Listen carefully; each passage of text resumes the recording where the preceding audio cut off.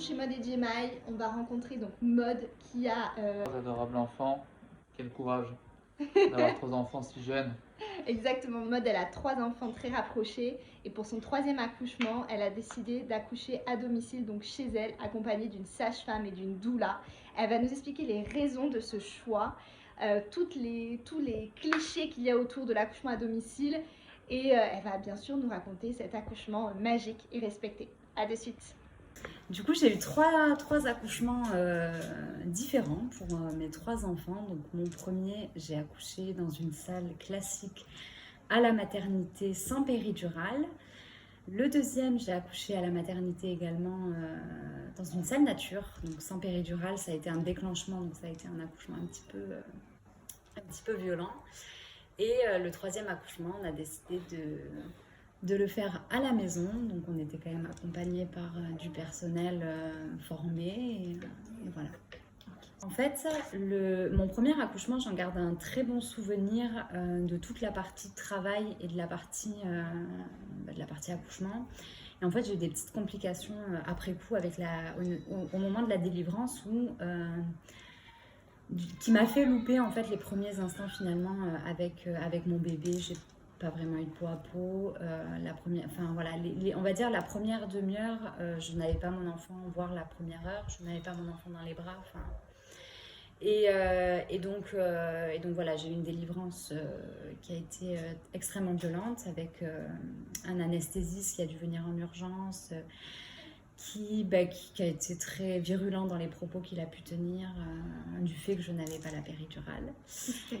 Il m'a dit que c'était inadmissible, que les femmes ne devraient pas avoir le choix et que la péridurale devrait être obligatoire. On n'est plus au Moyen-Âge et il n'y a plus aucun risque. Voilà. Donc j'étais l'inconsciente qui...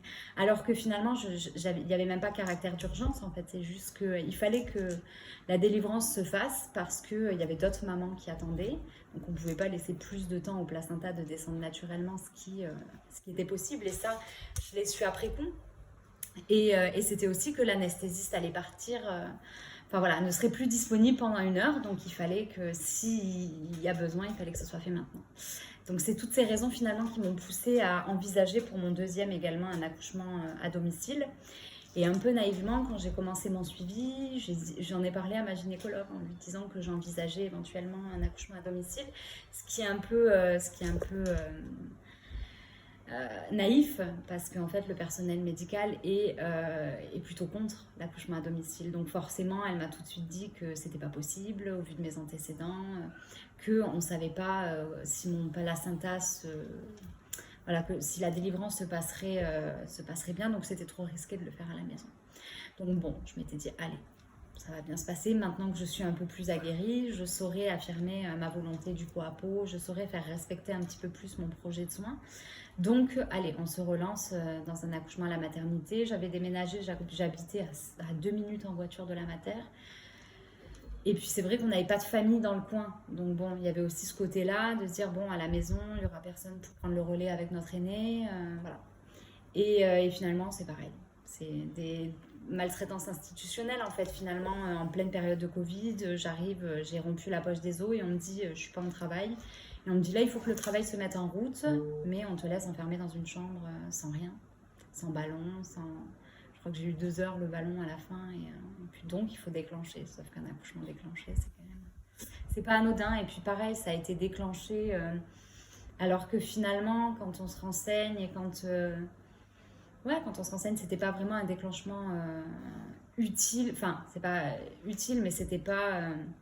On aurait pu laisser plus de temps donc voilà, je m'étais dit, allez, pour le troisième, je veux pas subir en fait. C'est hors de question. Et ce qui m'a vraiment poussée à me lancer, parce que c'est vrai que je me disais, allez, je vais accoucher à la maison, mais je le disais, je commençais à me renseigner, mais je n'avais pas franchi le pas de contacter les sages-femmes libérales. Et en fait, quand j'ai passé ma T1, j'ai vécu des violences. J'ai eu affaire à un médecin vraiment atroce. Très honnêtement, et là je me suis dit stop, c'est bon, j'arrête de subir, je ferai plus d'efforts. Et je me dis bon, c'est des lieux différents à chaque fois, c'est du personnel différent, et en fait on arrive toujours aux mêmes conclusions où finalement on est dépossédé, on est maltraité et on doit juste fermer sa gueule Et clairement, c'était pas envisageable pour moi. Donc voilà, je voulais être respectée à 100% dans mon projet de naissance, et la seule manière pour moi de l'être, c'était d'être à la maison.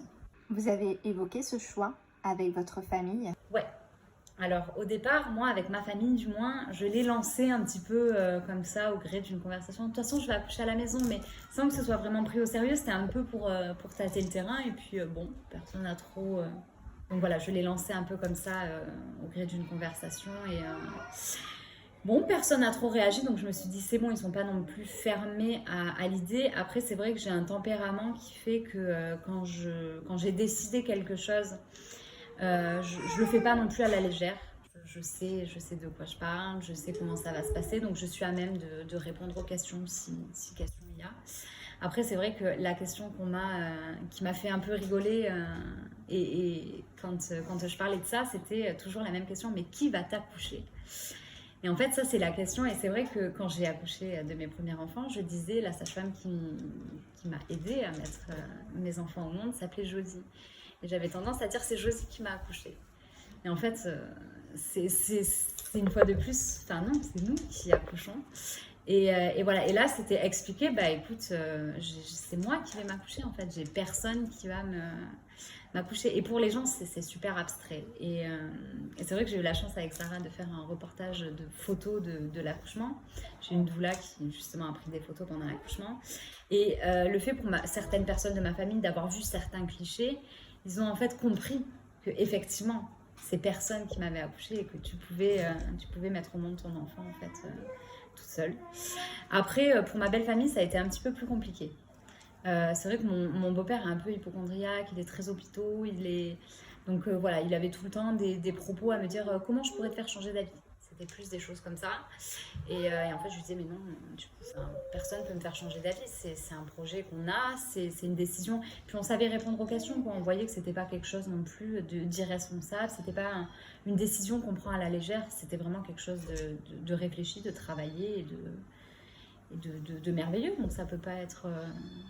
Enfin voilà, pour moi, je n'aurais pas accepté forcément trop de critiques en fait sur ça, alors que c'est vraiment... Voilà, c'est un beau projet, quoi.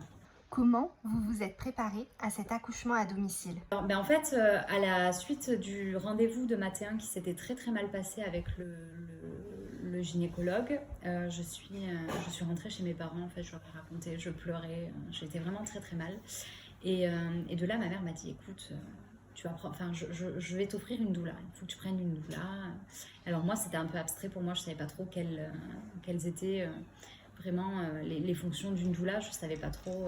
J'en avais une idée des films américains qu'on peut voir, où c'est vrai que c'est plus répandu là-bas. Et en fait, elle m'a montré le site du coup de Sarah. Et en fait, j'ai découvert ce qu'était une doula. J'ai tout de suite passé le cap. Je me suis dit, allez, je la contacte.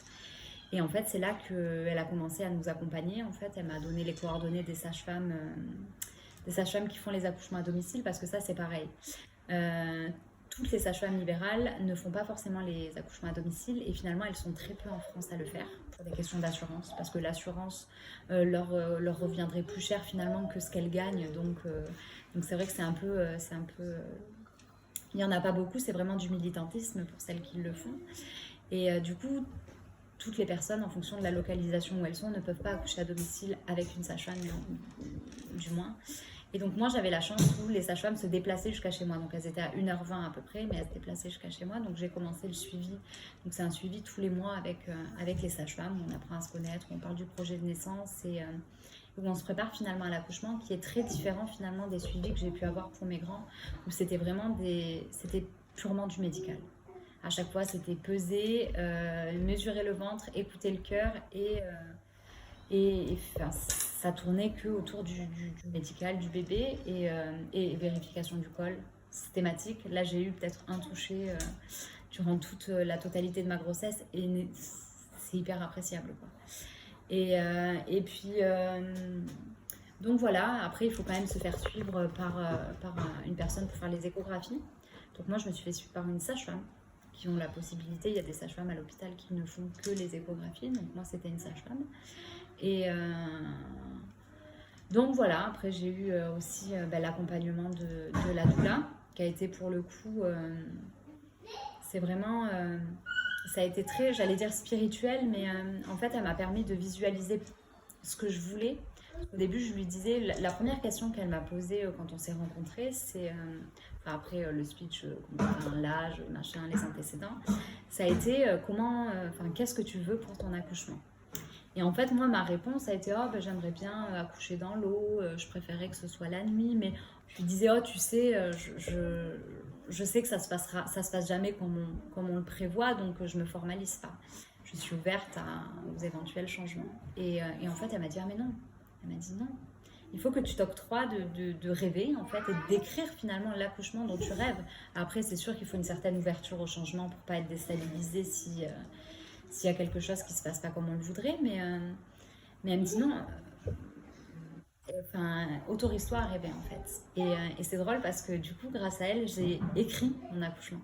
J'ai vraiment écrit jusqu'à l'heure comment je voulais que ça se passe. J'ai dit que j'aimerais accoucher vers 6h du matin. J'ai accouché à 6h02. Ça a été vraiment... Et ça, je la remercie pour ça parce qu'en fait, le positif finalement, la visualisation positive, je dis pas que ça fait tout le travail, mais c'est vrai que ça aide à être en confiance et ça aide à...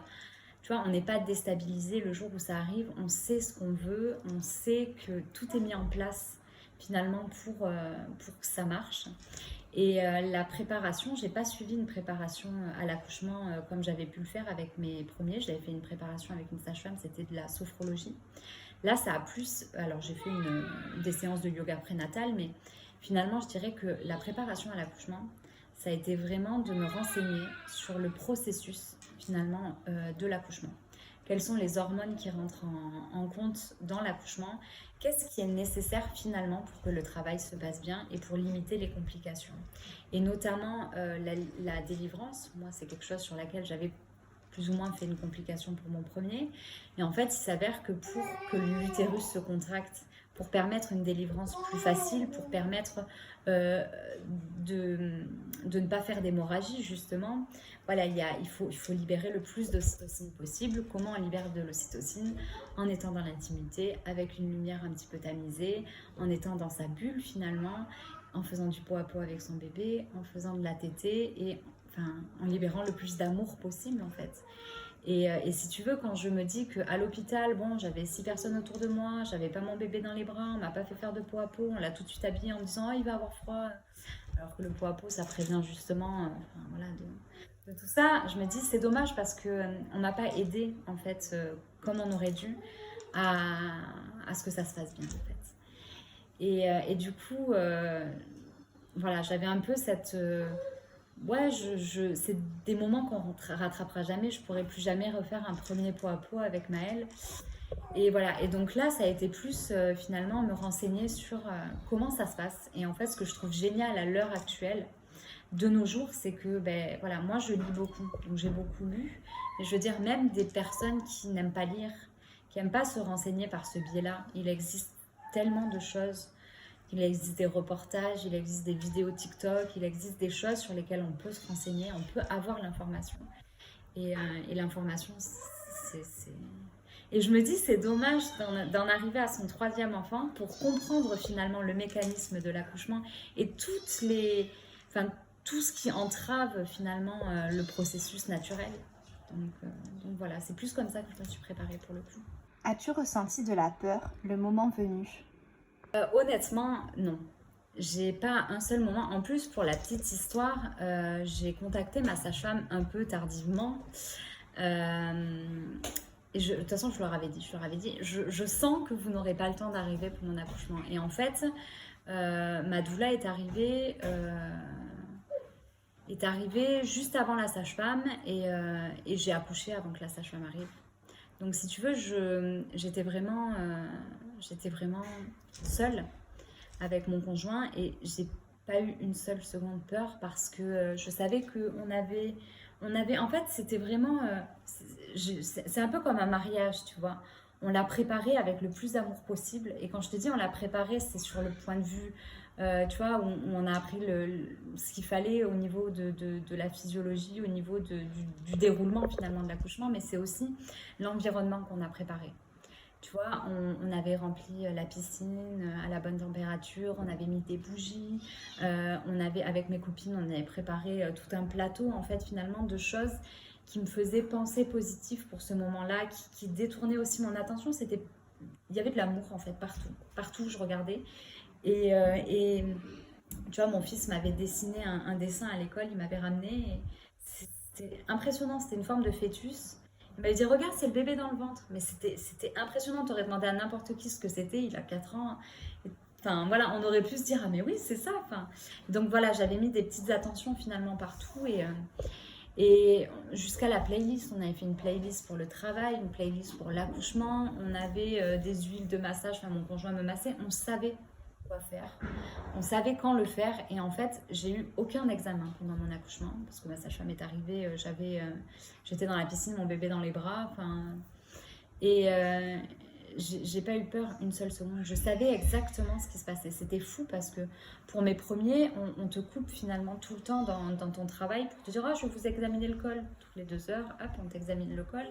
Et en fait, le fait qu'elles te disent ouais, vous êtes à temps, ce qui ne donne aucune indication parce qu'il n'y a pas. Alors oui, on dit tant de centimètres par heure, mais en fait, il n'y a aucune certitude. Toutes les femmes sont différentes et c'est vraiment.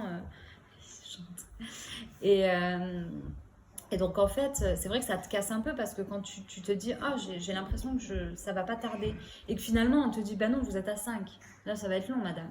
Bah, tu vois ça te met quand même et là en fait je savais très bien quand Sarah est arrivée, elle voilà elle m'a enfin tout de suite je savais que j'allais accoucher. Et à un moment donné, je lui ai dit, je vais aller dans la piscine parce que je sens que c'est le moment. Et elle m'a dit, tu veux pas plutôt attendre Fleur? Parce que Fleur, la sage-femme est arrivée. Et c'est vrai que comme l'eau, ça a tendance à accélérer le travail, généralement, il faut attendre la sage-femme. Enfin, elles aiment bien qu'on les attende pour aller dans la piscine parce que ça peut aller plus vite. Sauf que moi, je savais que là, le travail était terminé et que ça allait être le moment. Donc, je lui ai dit, écoute, non, je peux pas l'attendre parce que là, c'est le moment. Et enfin, voilà, je le savais. Je savais très bien quand elle est arrivée que j'étais à 9 ou à dilatation complète. Enfin, que ça allait... ouais, c'est assez impressionnant en fait. On a besoin de personnes et le fait d'être responsabilisé aussi.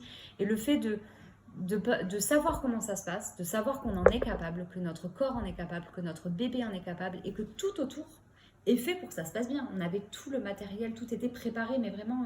Enfin voilà, on avait préparé ça avec... C'est pour ça que je dis comme un mariage, parce qu'on l'avait fait avec amour, quoi. C'était vraiment... tout était prêt.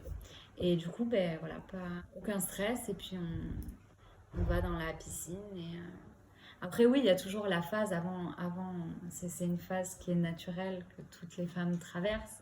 Enfin, je crois, ou plus ou moins. C'est la phase...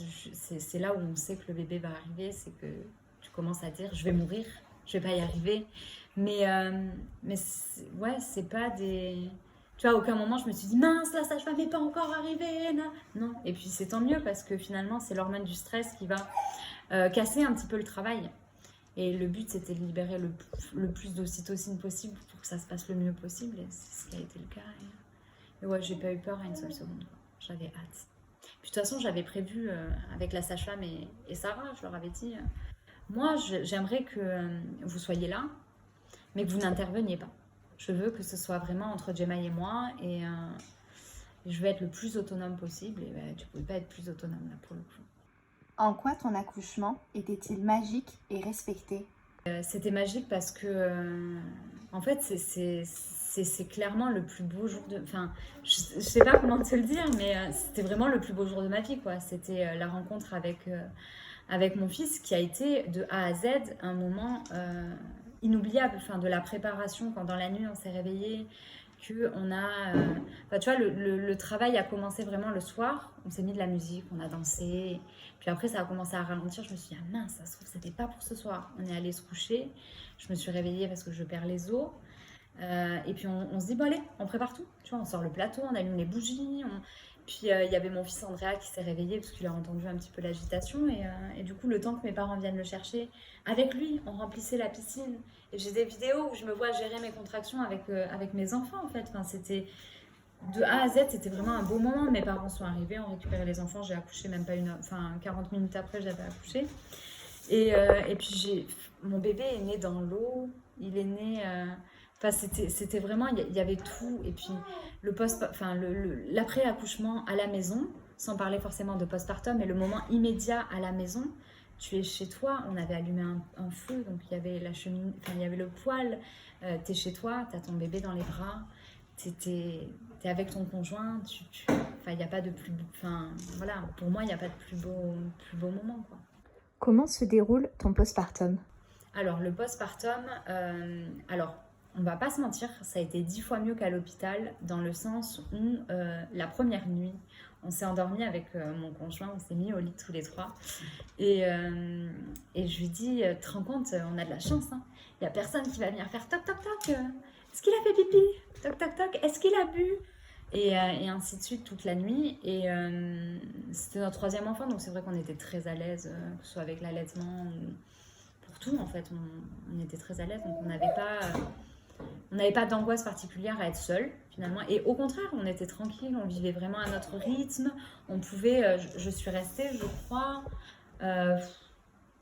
au moins 30 heures en peau à peau avec mon bébé. Donc sans l'habiller une seule fois, enfin, peut-être pas 30 heures, 24 heures au moins, mais voilà, enfin tu vois, c'est des trucs où t'as pas le regard du soignant qui peut te dire oh là il va peut-être falloir penser à lui mettre le pyjama, ou on faisait vraiment comme bon nous semblait, et ça c'était agréable. Oui, c'était un postpartum plus douloureux parce que les trachées sont plus douloureuses à chaque fois qu'on a un enfant. Donc là, le troisième, forcément, c'était costaud. Mais, et puis c'est vrai que le postpartum, on dit il faut au moins 10 jours allaiter. Et après, il faudrait pouvoir se reposer pendant 2 mois. Bon, quand on a 3 enfants de moins de 4 ans, on va dire que le fait de rester allaité, c'est pas forcément possible. Mais, et puis mon conjoint a repris le travail au bout de 5 jours. Mais sinon, le fait d'être à la maison, ça a été vraiment...